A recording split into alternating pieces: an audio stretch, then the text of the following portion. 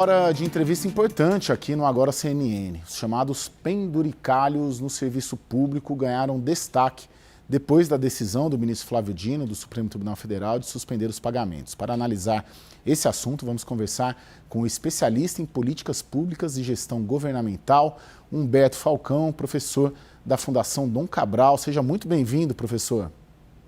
Muito obrigado, Caio. Boa noite. Prazer estar aqui. Prazer é todo nosso, professor. Vamos lá. Como que o senhor avaliou aí os efeitos dessa decisão do Flávio Dino para o combate aos supersalários no Brasil?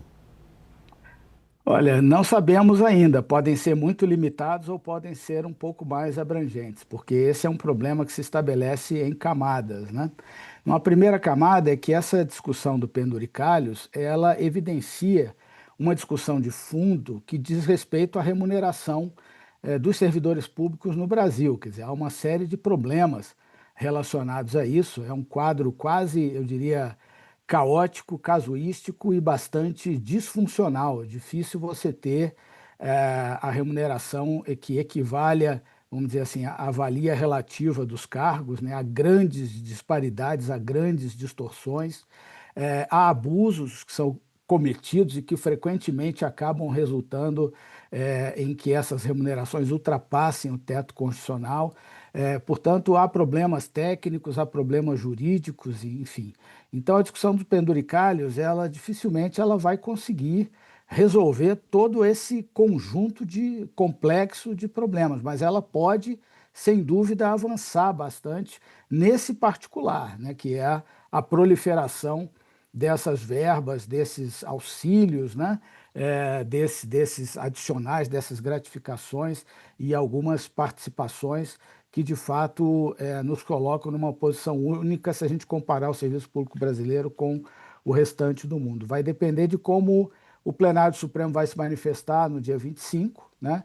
Vai depender de como essa decisão do ministro Flávio Dino também está sendo interpretada, porque aparentemente ele faz referência a cessar imediatamente os efeitos dos penduricalhos ilegais, né? E há uma estimativa de que apenas 1/3 dos penduricalhos não tenham o devido amparo legal, portanto, 2/3 do penduricalho teriam algum amparo legal e aparentemente estariam fora do escopo da decisão do ministro Flávio Dino. E se o Supremo, de uma certa forma, ratificar o entendimento do ministro, há aí um prazo de 60 dias para que os poderes possam propor uma legislação que regule essa matéria. A gente não tem garantias do que virá nessa regulação, nessa legislação. Portanto, ainda há um longo caminho a se percorrer até que a gente consiga ver luzes aí ao fim do túnel, esperançosamente, e que possa haver brechas para a gente melhorar essa situação, romper e vencer esse estado de coisas, né? Agora, professor, na sua percepção, o que falta aí para o Brasil conseguir inibir essa prática dos penduricalhos no serviço público? Bom, falta avanços na legislação, mas falta, sobretudo, uma visão de um setor público muito melhor do que ele é hoje, né? A gente costuma colocar essas discussões no âmbito do que a gente costuma chamar por aí da reforma administrativa, por exemplo, né? Colocando de lado aí motivações fiscais, mas fundamentalmente uma reforma administrativa deveria buscar melhorar o serviço público para que ele possa entregar cada vez melhores serviços à sociedade, né? Então, a gente precisa ter uma visão muito clara sobre isso, a gente precisa ter política remuneratória condizente com esses ideais que sejam colocados, né, no âmbito de um projeto transformador da administração pública. Isso vai requerer legislação mais adequada do que existe hoje, né? Mas a gente sabe que a gente lida, né, mesmo que a gente consiga propor, e mesmo que a lei possa dispor de regulações mais aceitáveis, né? E mesmo que a gente tenha boas políticas de gestão pública voltadas para isso, a gente vai estar sempre lutando contra forças que estão aqui latentes na nossa cultura político-administrativa, as forças do elitismo burocrático, as forças do patrimonialismo, uma lógica de extração do poder público em vez de uma lógica de retribuição, né? Então a gente ainda tem essas características do século XIX muito arraigadas, né? E não por acaso isso predomina nas carreiras jurídicas, né? A gente corre ainda o risco de ter um neobacharelismo, né? 150 anos depois do bacharelismo originário na nossa administração pública. Então, é preciso ter muita vigilância da sociedade civil, que a sociedade civil já tem se mobilizado a respeito desse tema, não é de hoje, ineditamente há cerca de 10 anos para cá, a sociedade civil vem se articulando, principalmente a partir do movimento Pessoas à Frente, da República.org, dentre outras organizações que vêm produzindo estudos técnicos de alta qualidade, trazendo dados para iluminar esse debate, para modelar boas propostas, enfim.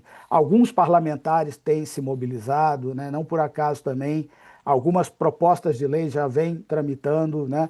A reforma administrativa que está lá proposta, dentre outras peças, na PEC 38, por exemplo, tem um eixo que trata só disso, são 13 disposições a respeito disso. Então, já há uma série de indicações de soluções, mas isso será sempre uma luta constante. A sociedade tem que estar constantemente exercendo o seu papel vigilante, tentando mobilizar a sociedade em geral, a opinião pública, a mídia, tentando mobilizar o parlamento para que absurdos como esse não proliferem e não permaneçam. Agora, professor, o quanto que a ausência de lideranças que defendem essa agenda impacta nessa dificuldade? Fundamentalmente, porque tudo isso é uma questão de você ter uma liderança política que possa empunhar essa bandeira, né? De novo, a capacidade técnica existe, os dados estão aí, quer dizer, a capacidade técnica e jurídica para que soluções razoáveis sejam colocadas sobre a mesa é absolutamente existente, é um problema já diagnosticado, né? As soluções já estão apontadas, então o que basta? Que as lideranças políticas atuem e tentem apresentar uma solução razoável para um problema público de alta relevância, que é o funcionamento do Estado, né? Isso gera uma série de problemas, essas distorções remuneratórias. No fundo, elas têm um impacto no desempenho do setor público, mas elas também são um problema moral, né? Então, é preciso que as lideranças políticas tenham consciência disso e que, de fato, atuem e cumpram o seu dever de propor soluções para esses problemas. Bom, conversamos com um especialista em políticas públicas e gestão governamental, Humberto Falcão, professor da Fundação Dom Cabral. Muito obrigado, professor. Bom final de domingo aí para o senhor. Eu que agradeço igualmente, Caio. Um abraço.